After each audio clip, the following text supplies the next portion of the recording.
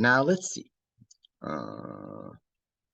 Here I'm giving you some nouns, okay? In Arabic, we call it asma. Nouns are asma. Let's see. The first noun I have here is muhandis. Muhandis. Muhandis. Muhandis. And then I have an A here after a slash. Muhandisa. What's the difference here between muhandis and muhandisa? There, muhandis and muhandisa. Well, nouns in Arabic, as I mentioned, they could be masculine or feminine, right? But because the word engineer is a person, it's an engineer, right? It could be either a man or a woman. So this word could be a man or a woman. So that's why I have this form or this form.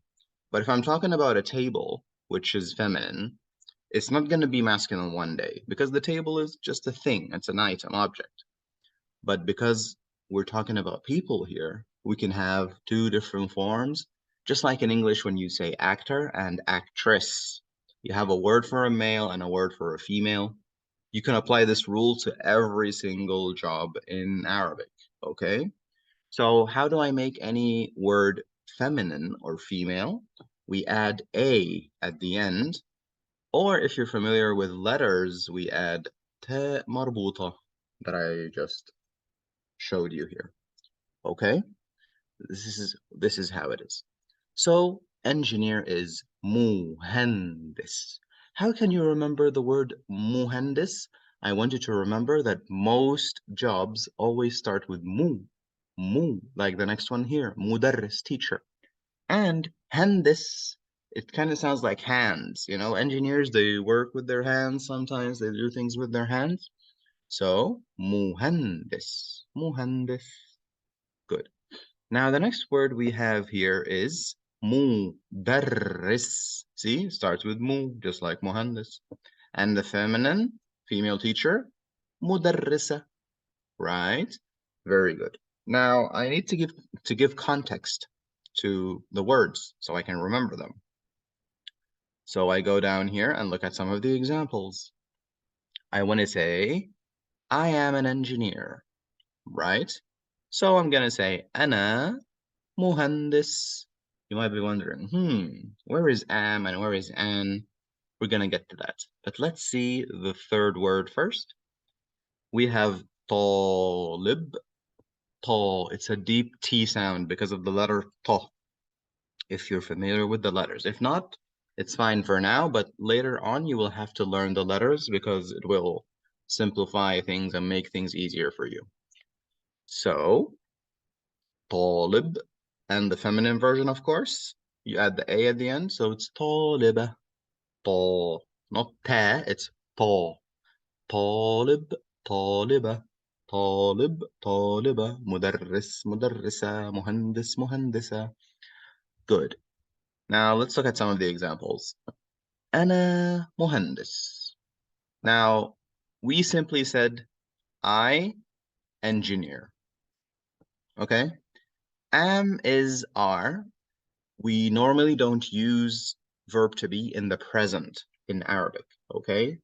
There are specific cases where we use them. And an, we don't have this in Egyptian Arabic. It's basically empty, nothing.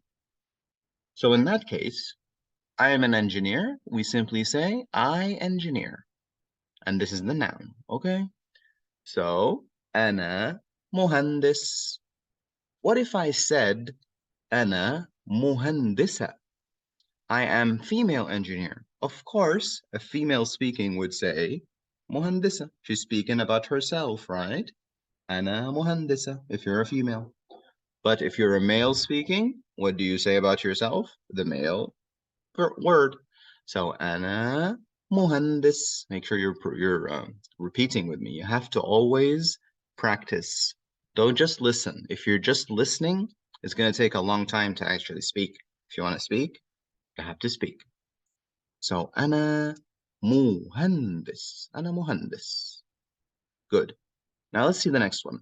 Inta, which is you male. So we can only use the male form.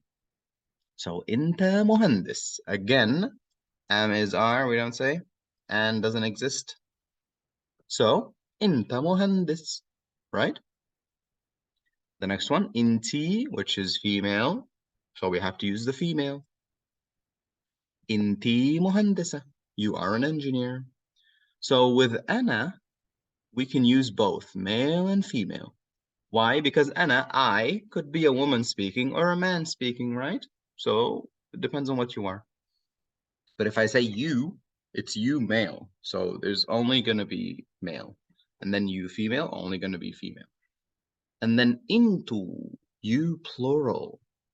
Now, we have a plural version of the noun. I only told you the male and female, right? But there is also a plural version. Now, let's see. How do I say that? Into muhandis. And then we say in. Into muhandisin. Most of the time we add in and it becomes plural. Most of the time, not always. So with muhandis, we can say muhandisin. With mudarris, we can say mudarrisin, right?